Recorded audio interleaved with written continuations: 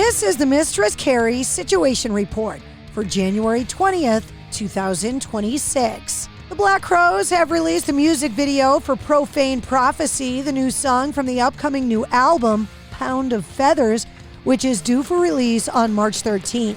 Chris Robinson saying that the record was made in 8 to 10 days, quote, bringing the high and inspiration from Happiness Bastards into this album. It was a natural progression.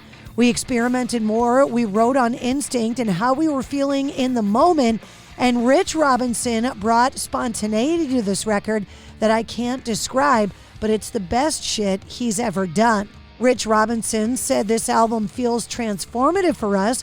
Going back to our roots, we felt that spark in the studio and how we work together, lighting a fire that hits harder and more jagged, but it's still true to our musical essence. Bono surprised Dolly Parton on her 80th birthday, sending a cake and a bagpiper to celebrate her birthday. Dolly saying on social media, "Now that's what you call a surprise. This old bag sure feels the love. Thank you, Bono, for making my birthday extra special." Record Store Day has announced they're scheduled for April 18th, marking the 19th year of a movement that began in 2008 to save a dying breed, the independent brick-and-mortar record shop. In 2026, the landscape of vinyl is different, with vinyl outpacing CD sales, and high-fidelity audio is seeing a resurgence among Gen Z and Alpha. You can see the ever-growing list of exclusive releases for Record Store Day at recordstoreday.com. Megadeth are releasing their final full-length studio album that's self-titled coming up on Friday. Dave Mustaine and the band covering Metallica's Ride the Lightning. In a new interview in Spin magazine, Dave Mustaine describes the relationship between him and James Hetfield and Lars Ulrich, saying, quote, "James and I were talking about something and I said, well, there's your version, there's my version, and then there's the truth.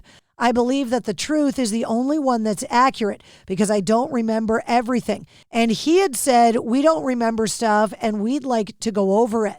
Founding Poison drummer Ricky Rocket has announced his plans to do a tribute performance of Poison's Look What the Cat Dragged In with his new band, the Rocket Mafia. The album is turning 40 in 2026 and features hits like Talk Dirty to Me, I Want Action, Cry Tough, and Look What the Cat Dragged In. Saying, quote, "Playing Poison's first album with the Rocket Mafia is a full circle moment for me. It's raw, it's fun, and it's exactly how those songs were meant to be heard." Poison was set to go out on a 40th anniversary tour this year. However, according to an article in Page Six, CeCe DeVille, Bobby Dahl, and Ricky Rocket said they were given a great offer from Live Nation, but that frontman Bret Michaels reportedly requested a significantly larger share of the tour revenue, saying that Michaels wanted roughly $6 for every $1 earned by his bandmates, which the group found untenable. Noel Gallagher is reflecting on the Oasis historic reunion run and fueling rumors of new music with the admission that he is, quote, back to work. He also said Oasis fans are the best in the world, and the fact that there was an arena-sized crowd outside the venue every night, that was just amazing. Hats off to them. We gave away a few T-shirts and put a video screen up towards the end of the run, but they were amazing. Netflix has unveiled the trailer for the new Take That docuseries, set to capture the beginning of the end of the band in the 1990s. The 3-part series is set to launch on January 27th and will chart the rise of the iconic UK boy band, originally comprised of Robbie Williams, Gary Barlow, Mark Owen, Jason Orange, and Howard Donald. Longtime Billy Idol guitarist Steve Stevens has said in a new interview, quote, "Playing with Vince Neil, opening for Van Halen, it's got to be total rock and roll excess. I had to reassess why I was even playing guitar." He also said that he refuses to be a relic of the 1980s. The documentary Billy Idol Should Be Dead is set for a theatrical release later this year. And that's your sit rep. For more details on all of the stories, check the links in the show notes of this episode.